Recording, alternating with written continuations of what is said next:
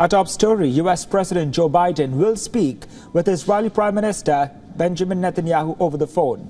This comes 3 days after Israel launched an attack in which 7 World Central Kitchen aid workers were killed in Gaza. The aid workers were killed when their convoy was hit shortly after they oversaw the unloading of 100 tons of food brought to Gaza by sea.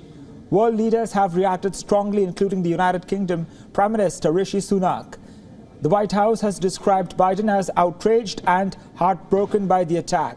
However, the president has made no fundamental change in the United States' steadfast support for Israel in its conflict in Gaza.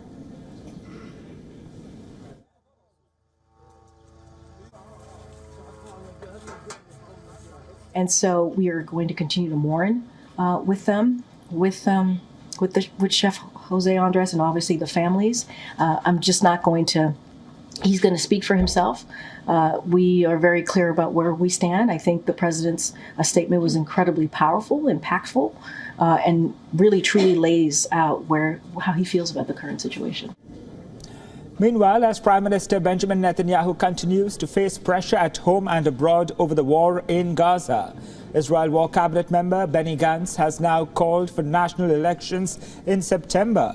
Gantz said he believed an agreed election date would allow Israeli society to renew its contract with its leadership. Thousands of Israelis have taken to the streets in recent days demanding new elections. Many have criticized Netanyahu and expressed anger at his government's handling of the 134 Israeli hostages still held in Gaza 6 months into the war.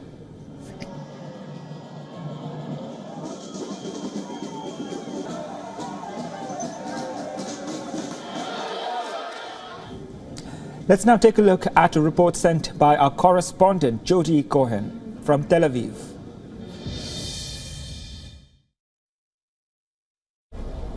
President Biden and Prime Minister Netanyahu are speaking on Thursday. On the agenda is likely the investigation into the death of aid workers, as well as Israel's planned evacuation of civilians and ground operation against Hamas in Rafah, which the Biden administration opposes. Meanwhile, Netanyahu's chief rival, Benny Gantz, has called for elections in 6 months' time, despite the coalition's term not coming to an end until 2026. Gantz has suggested that early elections wouldn't interrupt the war effort. Head of the opposition Yair Lapid believes September is not soon enough, but Netanyahu has suggested that now is not the time to engage in politics and disunity. I've spoken to people here at Hostages Square and their views seem to reflect what's being said by all 3 politicians.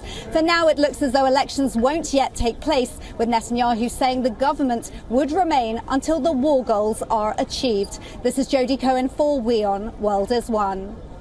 For all the latest news, download the WION app and subscribe to our YouTube channel.